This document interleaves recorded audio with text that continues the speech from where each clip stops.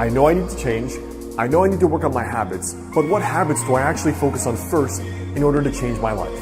Now in this video, I want to share with what I recommend would be the very first habit that actually can change your life in a very big way, especially if you need to get fitter, you need to work on your finances, or there's a lot that needs to be worked on and you're completely reinventing yourself. So I want to start with the story first to see if you can spot some of the key differences between two people that are both trying to reinvent themselves. June 15th, 1954. Two beautiful twins are born into the world. Their names are Billy and Kelly. Now they're both born into the same social class, middle class.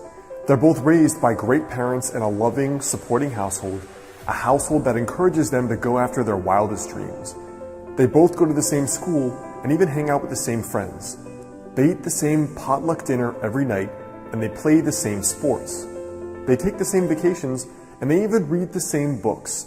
They're both into personal development, so they read at least one great book per month. They both get married and go on to have kids and create warm, loving families that celebrate the holidays together. They both read the same magazines, watch the same TV shows, and even go to many of the same events as adults. But here's where they differ.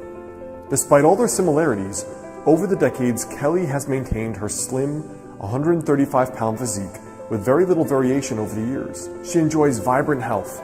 She's bursting with energy that allows her to juggle her career and a family and still maintain her sanity. She sleeps soundly at night with the worries of her own life and the world not keeping her up. She's pretty much never had a muffin top, and even now at age 48, even though she's gained a tiny bit of weight, she still looks great. She also has almost $750,000 saved. Everyone describes her as so happy she could be on Prozac, and she seems to have it all. Her brother Billy, however, is a different story altogether. Even though Billy and Kelly were both at healthy weights in their 20s when it's easy, Billy is now 50 pounds overweight with high blood pressure, pre-diabetes, sleep apnea, a spastic colon, no sex drive, and exactly zero energy. In fact, he doesn't even remember what being healthy felt like, since all he deals with every day is constant, impenetrable fatigue and brain fog that hits him the second he wakes up. But despite earning a strong six-figure income, he's over $50,000 in debt with virtually no savings. And to top it off, he's known as the Scrooge of his town, always complaining about the things that go wrong for him and how hard he works and how little he gets in return. Well, what gives? How could two people with similar IQs, upbringing, interests, education, parenting styles, and more have ended up so different? How did Kelly's life appear to get better with age, with incredible levels of health and vitality, physical wealth, happiness, and an amazing family? It wasn't just her net worth that got better. It was her life net worth. And how could Billy seem like a pawn thrown around in the wind by an angry deity? What is he missing that she possesses? So this story is the very first story, the opening chapter, the opening page of my book, Master the Day. So what did Kelly actually possess that Billy didn't? Well, to me, that one thing she possessed was self-awareness. So to me, the most important habit to change your life is self-awareness. All right, I get it. You were looking for something sexy. You were looking for a tactic to try, something that's cool and unique that you haven't heard before.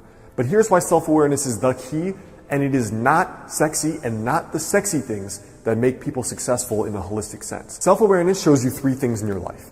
It shows you your flaws, it shows you your strengths, and it shows you your loops. For me as a kid, I used to be a horrible know-it-all.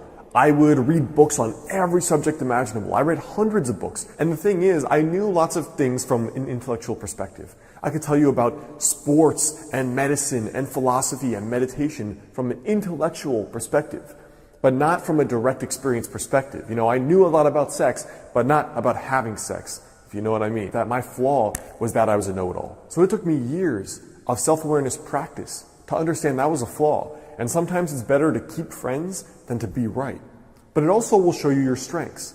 As a kid, I was also extremely sensitive. I'm an INFJ Myers-Briggs type, super introverted and super receptive and perceptive about people's emotions. So as a kid, I could read people almost by the time we'd finish shaking hands. I could predict their personality pretty accurately. And it was kind of scary to me, but it was through these self-awareness exercises that I could learn that was actually a gift. That was actually something I was good at. But that was also something to know I should double down on what my strengths were. Now, the third aspect of self-awareness, why it's the most important habit, is that it shows you your loops. You know, when I was a kid, whenever I would complain to my mom and be like, I wanted to go to my friend's house, she'd say, you sound like a broken record. All of us have loops. There are many names for these things, but they're basically the behaviors you know about your own friends and family that they always do that's annoying as hell, and you know that it's not helping them in life.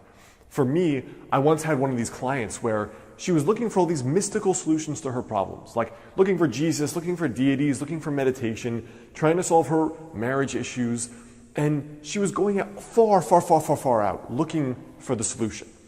And when I got to talking to her, within 5 minutes I realized she always complains, she's super negative, she puts people down, she's highly critical of others and herself, and I was like, this woman was looking for God, and what she needed was to work on her flaws. And her flaws were very obvious, and chances are they were loops that had been present in her life probably for decades. And so when people complain they're not getting results, there's almost always a loop. The loop is sometimes a belief, sometimes a physical habit, but most often it's a combination of both.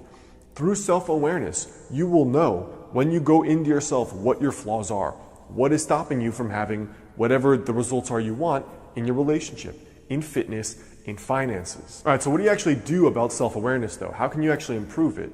Well, meditative traditions have been doing that for thousands of years, but for me, what I did was a nightly review.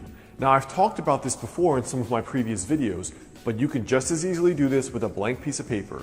And here's what I do. You say, what did I do well today? What did I not do well? And what loops do I need to work on breaking? So for example, you might have realized, hey, yesterday you did a good job complimenting your aunt on losing weight when you saw her at Christmas or Thanksgiving. That's a great trait. However, you might have noticed that your mom commented on you and you got insecure, felt threatened, and you lashed out. And you're like, Mom, blah, blah, blah, blah. You know, you regressed maybe 10 or 20 or 30 years.